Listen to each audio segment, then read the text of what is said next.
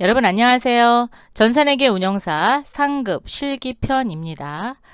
연구 문제 세 번째 시간으로서 결산 정리 사항이 되겠습니다. 교재는 153페이지가 되겠고요. 출제 범위는 회계원리 부분이 되겠습니다. 문항수는 5문항이 되고 있고요. 총 20점, 그래서 각 4점씩 출제 점수가 이루어져 있습니다. 이때 사용하는 프로그램의 메뉴는 일반 전표 입력, 일반 전표 입력에는 수동 결산을 할 거예요. 수동 결산 이러면 그렇죠. 컴퓨터가 즉 회계 프로그램이 자동으로 전표를 발생시키지 못하는 부분에 대해서는 수동 결산해요. 그래서 여기에는 손익의 정리 정도 이런 것들이 들어가도록 하겠습니다. 결산 자료 입력은 이제 자동 결산을 하기 위해서 필요한 거예요. 자동 결산은 뭐 매출원가를 산정한다든가 뭐 감가상각비를 계상해서 한다든가 대손상각비 이런 것들 해당이 되겠습니다. 원가 경비별 감가상각 명세서를 통해서 그렇죠. 감가상각비 계상을 결산자료 입력으로 넘길 거거든요. 요런 메뉴, 그 다음에 합계잔해시산표, 재고자산 수불부를 통해서 마감을 하고 나면 재고자산 평가 명세서에 기말재고액이 뜹니다. 이 기말재고액을 결산자료 입력에 반영해서 결산을 마무리하는 그런 메뉴들이 사용이 되고 있습니다.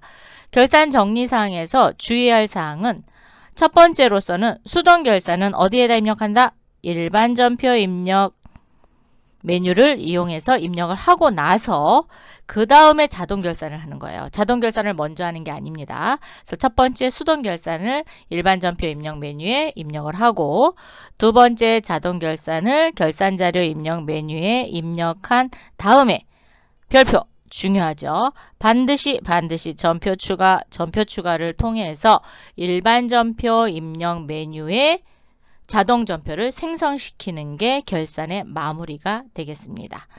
자, 그러면 문제를 통해서 한번 풀어보도록 하겠습니다. 3. 다음 기말 12월 31일 결산 정리사항을 회계 처리하고 마감하시오. 총 5문제가 출제가 되지요. 첫 번째 문항입니다. 기말 현재 5월 1일에 가입한 영업부 상품 운반용 화물차에 대한 보험료 미경감분 12만원을 계상하다 그랬어요. 5월 1일 날 가입을 했답니다.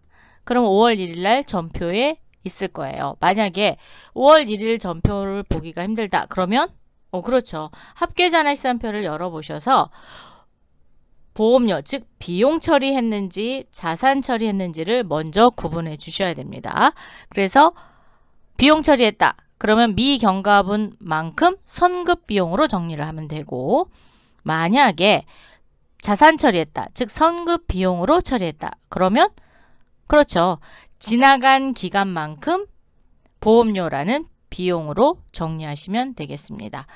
그럼 합계잔해시산표부터 열어보도록 하겠습니다. 또는 5월 1일 일반 전표를 열으셔도 돼요. 일반 전표 한번 가볼까요?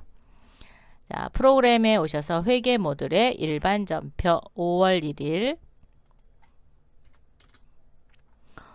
출금 보험료 해서 자동차 보험료 36만원을 보험료 처리했네요. 그럼 비용 처리했다는 거예요. 미경과분만큼 뭘로 처리해요? 선급비용 처리하겠습니다. 선급비용. 자, 이런 경우에는 자동 결산이 아니라 그렇죠. 수동 결산입니다. 자, 수동 결산.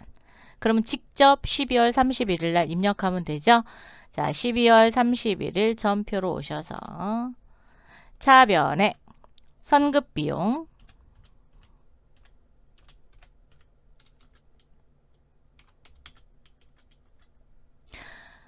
적용해 보면 미경과보험료 계상이 있어요. 01번 갖다 쓰겠습니다.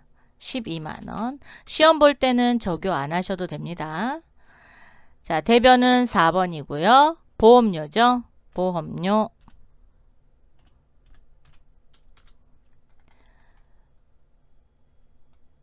영업부 소속이니까 800분대 보험료로 가겠습니다. 엔터 엔터 엔터. 12만원. 이렇게 해서 첫 번째 기말 정리 사항 문제 풀어봤고요. 두 번째 문항입니다. 기말 현재 2월 1일에 차입한 장기 차입금에 대한 미지급 이자 504,167원을 계상하다. 차입금에 대한 이자를 지급을 했어야 돼요. 그런데 올해분, 즉 2021년도분 이자를 지급했어야 되는데 아직 지급하지 못했대요. 그러면 그렇죠. 올해 귀속되는 것만큼 이자 비용으로 해놓고 대변에 미지급 비용이라는 부채 계정을 써서 정리를 하시면 되겠죠. 자, 얘도 수동결산에 들어갑니다. 그럼 어디에다? 일반 전표 입력. 일반 전표 입력 12월 31일. 차변에 3번이죠. 이자 비용.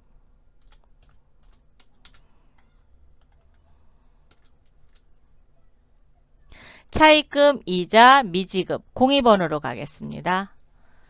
504,167원. 대변에 미지급 비용.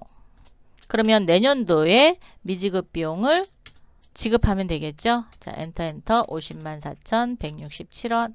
이렇게 정리하시면 되겠습니다. 세 번째 문항입니다. 모든 비유동 자산에 대해 감가상각비를 계상하라.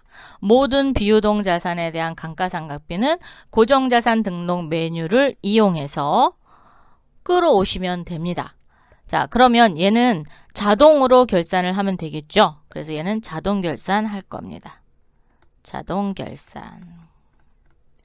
자동 결산은 결산자료 입력 메뉴에 입력해서 그걸 전표 추가하는 걸로 한다라는 얘기죠. 자, 그러면 열어놓을 게 두 가지가 있습니다. 감가상각비 계상을 할 거니까 전체 회계 모듈의 전체 모듈 고정자산 등록의 원가 경비별 감가상각 면세서를 클릭해 주세요. 자, 클릭해 주셨나요? 모든 비유동 자산입니다. 자, 유형자산 총괄 탭에 오셔서 조회 버튼 한번 눌러주시고요. 그러면 건물과 비품이 있네요. 무형자산 총괄 한번 볼까요? 무형자산은 조회를 눌렀더니 무형자산은 없습니다. 그러면 유형자산만 결산자료 입력에 넣으시면 돼요. 전체 메뉴 클릭, 결산재무제표 1에 결산자료 입력 클릭. 1월부터 12월까지입니다. 우리 회사는 상품을 사고 파는 도소매업입니다. 그렇기 때문에 매출원가 451번 상품 매출원가 코드는 입력하지 않습니다. 해당 금액이 있으면 자동 반영됩니다. 그랬죠? 그러면 매출원가를 선택할 필요가 없다는 겁니다. 확인. 그러면 상품 매출원가가 이렇게 나오고 판매비와 관리비가 나옵니다. 여기에 대해서 하시면 돼요. 자, 그러면 원가 경비별 감가상각 명세서에 오셔서 유형자산인 건물의 단기상각비는 60만 원입니다. 그쵸?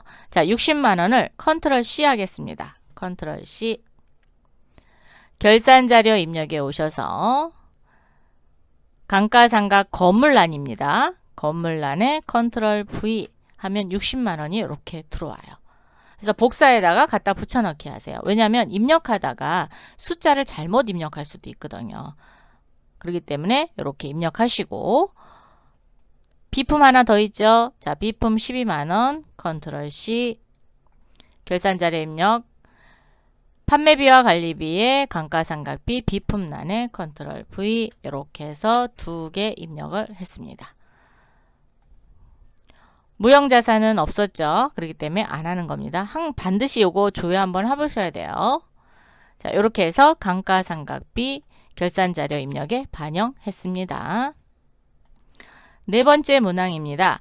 기말 매출채권 잔액에 대해 1% 대손충당금 보충법을 설정하다 그랬어요.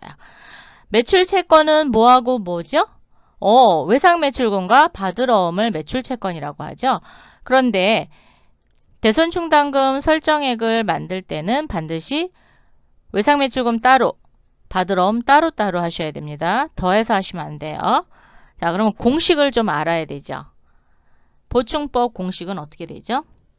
채권 잔액 곱하기 설정률.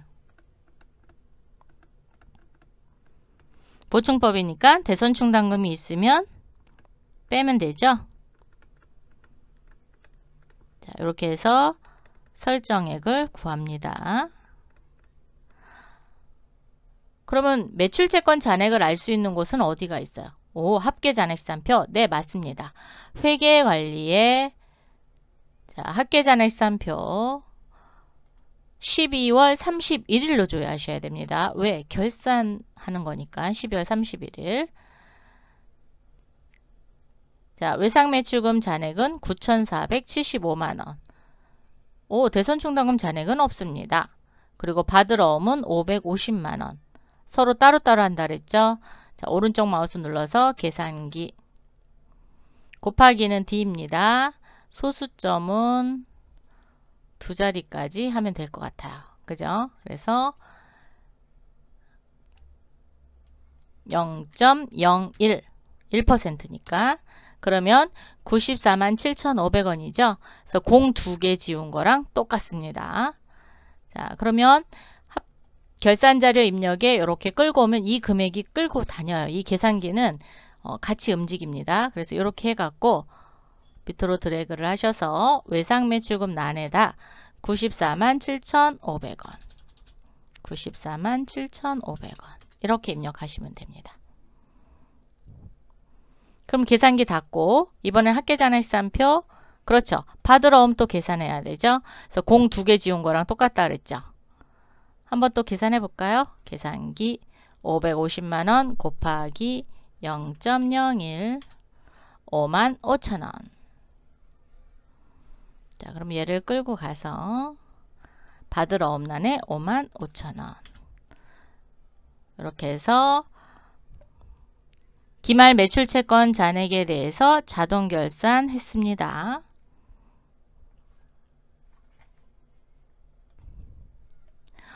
다섯 번째 문항, 기말 상품 재고액을 입력하고 결산 처리하다. 단, 재고평가는 선의선지법으로 한다.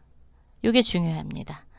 자, 재고평가를 하기 위해서는 재고자산 수불부를 마감을 하고 재고자산 명세서에서 기말 재고액을 알아갖고 와야 되거든요. 그러면 재고자산 수불부는 어디에 있느냐? 물류관리에 있습니다. 자, 물류관리, 재고관리의 재고자산 수불부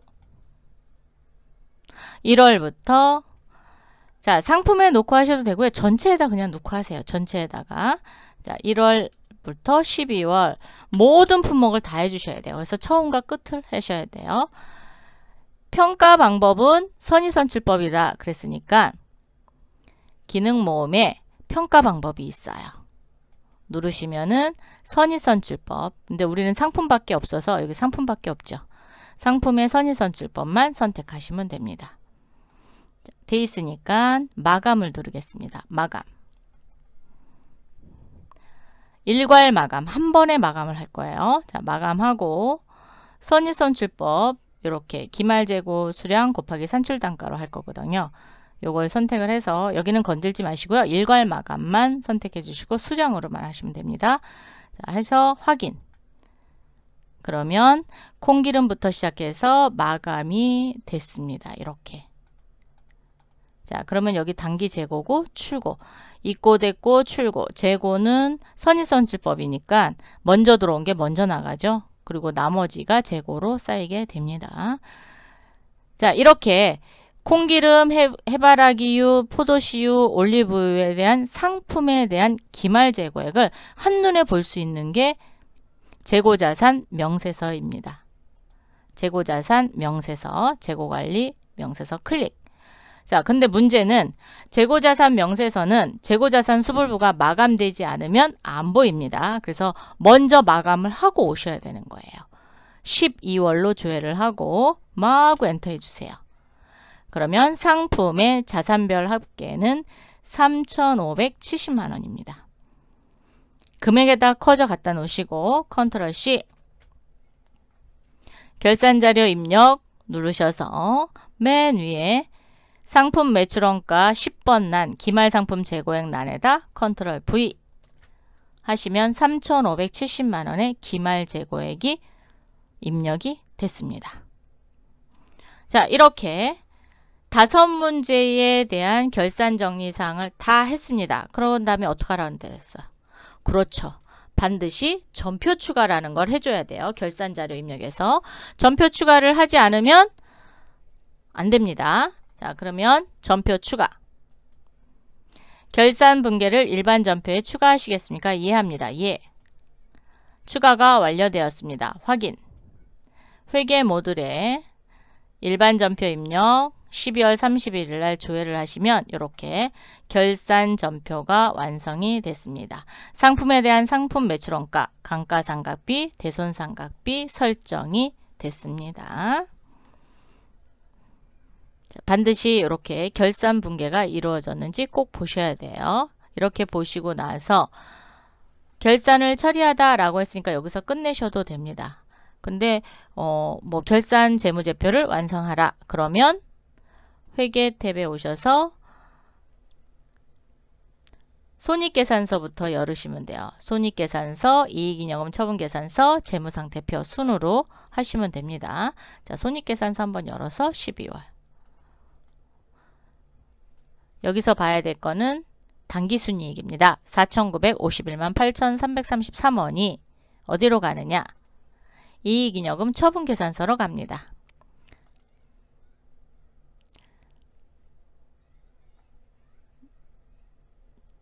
자, 오셔서 4,951만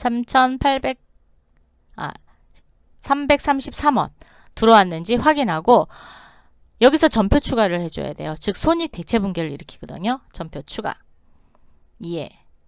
그리고 일반 전표 입력에 오셔서 조회를 누르면 이렇게 손익 대체 분계를 일어난 게 보이실 거예요.